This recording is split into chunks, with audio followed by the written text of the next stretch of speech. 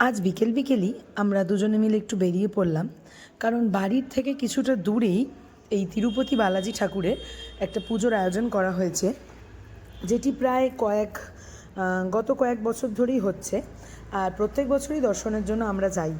আর যেহেতু বারটা ছিল শনিবার, ছেলে সাইকেল চালানোর দিন, তাই বললাম তুই তো সাইকেল নিয়ে চল আর আমি হেঁটে হেঁটে যাই। তা এটা বেশ বড় মাপেরভাবেই আয়োজন করা হয়, অনেকটা জায়গা জুড়ে বেশ। তাই আমি ছেলেকে বললাম চল, যেহেতু সাইকেল নিয়ে ভেতরে ঢোকা যাবে না, আর ওর বাবা আর ওর ঠাকুমা আসছিল বাইকে, তাই ওই সাইকেলটাকে রেখে ওর বাবার কাছে দেন আমরা তিনজনে মিলে ভিতরে ঢুকে ঠাকুরের দর্শন করলাম। খুব সুন্দরভাবে ডেকোরেশন করা, তোমরা দেখতেই পাচ্ছ আশা করি। ভেতরে বিশাল বড় জায়গা জুড়ে এই আয়োজনটা করা হয়েছে। এখানে বেশ 3-4 দিন ধরেই পুজোটির আয়োজন করা হয়। আর বেশ খাওয়া দাওয়ার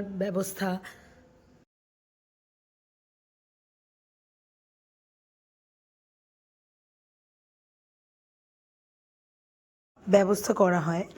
হ্যাঁ, পুজোতে প্রত্যেক দিন আসতে পারি না ঠিকই, কিন্তু এই একবার দেখেই যেন চোখটা জুড়িয়ে যায়, এত সুন্দর আর অপরূপভাবে সাজানো।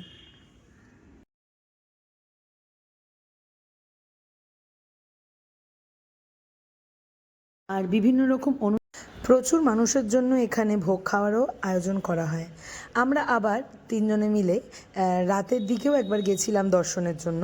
গিয়ে দেখছি প্রচুর মানুষ লাইন দিয়ে, বোধহয় ওখানে তখন পায়েস খাওয়ানো চলছিল, প্রচুর মানুষ সেগুলোই নিতে ব্যস্ত।